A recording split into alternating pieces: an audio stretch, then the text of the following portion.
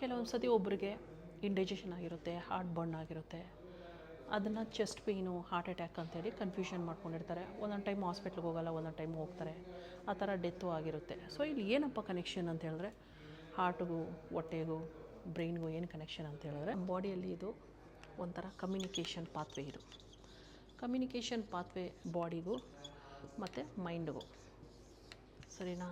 ಇದರಿಂದ ಇದು ಕಂಟ್ರೋಲ್ ಮಾಡೋದು ಯಾವ ಥರ ಅಂತ ಹೇಳಿದ್ರೆ, ಒಂದು ಬ್ರೈನು, ಇನ್ನೊಂದು ರೆಸ್ಪಿರೇಷನು, ಉಸಿರಾಡೋದು, ಇನ್ನೊಂದು ಹಾರ್ಟು, ಹಾಗೂ next digestion system, plus immunity. ಇದೆಲ್ಲ ಕಂಟ್ರೋಲ್ ಆಗೋದು ಕಂಟ್ರೋಲ್ಡ್ ಬೈ ವೇಗಸ್ ನರ್ವ್.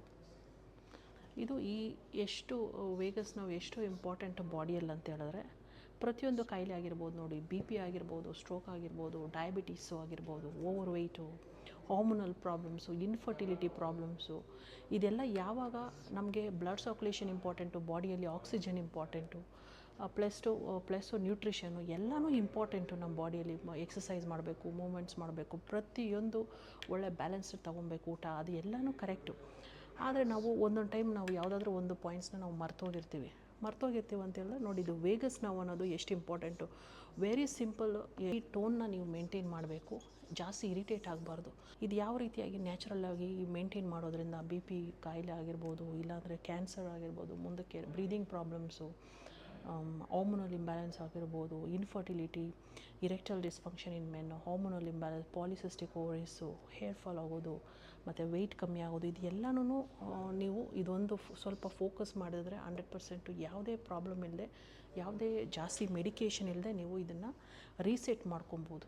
ಇಲ್ಲಿ ಮಾಲ್ ಅಬ್ಸಾರ್ಪ್ಷನ್ ಅಂತ ಬರ್ದಿದ್ದೀನಿ. ಮಾಲ್ ಅಬ್ಸಾರ್ಪ್ಷನ್ ಅಂದರೆ ಬಾಡಿಯಲ್ಲಿ ಈ ವೈಟಮಿನ್ಸು ನಾವು ತಿಂದಿದ ಮೇಲೆ ಅದು ಸರಿಯಾಗಿ ಅಬ್ಸಾರ್ಪ್ಷನ್ ಆಗೋದಿಲ್ಲ. ಬಾಡಿಯಲ್ಲಿ ಅಬ್ಸಾರ್ಪ್ಷನ್ ಆಗಿಲ್ಲ ಅಂತ ಹೇಳಿದ್ರೆ ಅದು ಬೇರೆ ವೈಟಮಿನ್ಸ್ ಪ್ರಾಬ್ಲಮ್ ಆಗುತ್ತೆ. For example vitamin B12 deficiency ಆಗಿರ್ಬೋದು. B12 ಡೆಫಿಷಿಯನ್ಸಿ ಆದಾಗ ಆಟೋಮೆಟಿಕ್ಲಿ ಮನುಷ್ಯನಿಗೆ ಮೆಮೊರಿ ಮತ್ತು ಕಾನ್ಸಂಟ್ರೇಷನ್ ಪ್ರಾಬ್ಲಮ್ ಬರುತ್ತೆ, ಪ್ಲಸ್ಸು ಡಿಮೆನ್ಷಿಯಾ ಅನ್ನೋದು ಬರುತ್ತೆ, ಮತ್ತು ಸಡನ್ನಾಗಿ ಮರ್ತೋಗ್ತಾರೆ, ಮತ್ತು ಕಾನ್ಸಂಟ್ರೇಷನ್ ಇರೋದಿಲ್ಲ, ಮತ್ತು ಏನಾದರೂ ಮಾಡಬೇಕು ಅನಿಸುತ್ತೆ, ಒಂದು ಕ್ರಿಯೇಟಿವಿಟಿ ಅನ್ನೋದು ಮನುಷ್ಯನಿಗೆ ಕಮ್ಮಿ ಆಗಿಬಿಡುತ್ತೆ ಇದು ಬಂದಾಗ. ಸೊ ಅದರಿಂದ ಗಟ್ ಪ್ರಾಬ್ಲಮ್ ಬಂದರೂ, ಹಾರ್ಟ್ ಪ್ರಾಬ್ಲಮ್ ಬಂದು, ರೆಸ್ಪಿರೇಷನ್ ಆದರೂ ಒಂದಕ್ಕೊಂದು ಕನೆಕ್ಷನ್ ಅನ್ನೋದು ಈ ವೇಗಸ್ ನರ್ವಿಂದನೇ.